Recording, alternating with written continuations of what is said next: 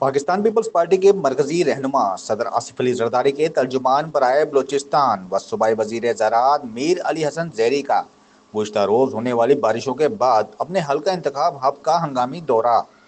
میر علی حسن زیری نے گڈانی اسٹاپ نالے کی صفائی کے کام اور بھوانی میں نکاسی آب کے لیے کیے گئے اقدامات کا جائزہ لیا، جبکہ میونسپل کارپوریشن ہب کے چیف آفیسر نصیب اللہ ترین نے بارشوں کے بعد کیے جانے والے اقدامات کے حوالے سے بریفنگ دی۔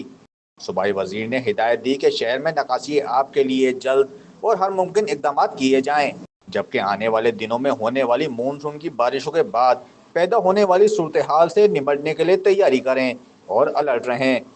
میر علی حسن زیری نے جام یوسف کالونی ہب میں واقع مرکزی امام بارگاہ حسینی کا دورہ بھی کیا۔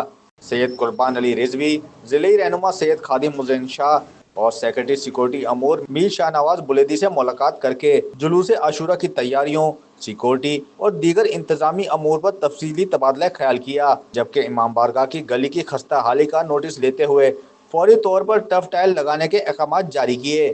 بعد ازاں انہوں نے سینٹرل جیل گڈانی کا بھی دورہ کیا، جہاں انہوں نے قیدیوں کو فراہم کیے جانے والے کھانے کا معائنہ کیا اور دیگر سہولیات کا جائزہ لیا۔ اس موقع پر میر علی حسن زیری کا کہنا تھا کہ 2 ارب روپے کی لاگت سے ڈسٹرکٹ سینٹرل جیل گڈانی کو بلوچستان کا ماڈل جیل بنایا جائے گا۔